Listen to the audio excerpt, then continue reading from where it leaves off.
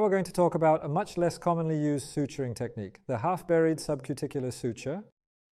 There are certain situations where eversion is important, but leaving a small scar on one side of the tissue is not as critical clinically. For example, we may use it for a skin graft or when suturing thin tissue to thicker tissue, and in breast reconstruction when suturing the areola tissue.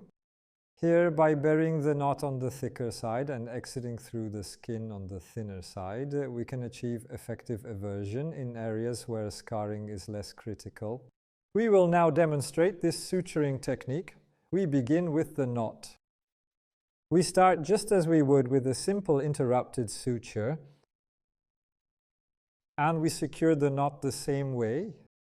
For this repair, I use a braided absorbable suture, as in skin graft repair. That's why you may have noticed that the suture is white. First, we have completed the first knots. We can cut this. Now, by entering and exiting through the skin on the thin side and staying in the dermal plane under the skin on the thick side, we will achieve eversion. We'll demonstrate this, assuming this is the thinner side. Here, we enter through the skin and take a bite. As we enter on the opposite side, just as if we were placing a subcutaneous suture, we stay in a plane parallel to the skin. Now, as we cross to the opposite side, we exit through the skin again. And with that, we complete the first knot. As you can see on the screen here, this is a highly effective method that is especially suitable for achieving good eversion. We enter through the skin again. We stay beneath the skin.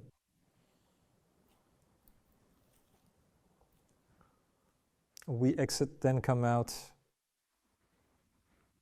through the skin again on the opposite side. You can clearly see the eversion here, especially on the thicker side. It leaves no needle track marks while still providing effective eversion. In selected areas, we use this suture technique from time to time because it is extremely effective. Again, on the thicker side, we stay underneath, remaining under the skin in the dermal plane as we cross over. We exit through the skin. In this way, we achieve good eversion while leaving no track mark on the side where it matters most. Now I am going to show you how to close this. Again, just as we started, as if placing a simple interrupted suture, we enter and exit through the skin. We have our loop and the long end. We use the loop like the short end, and secure our knot.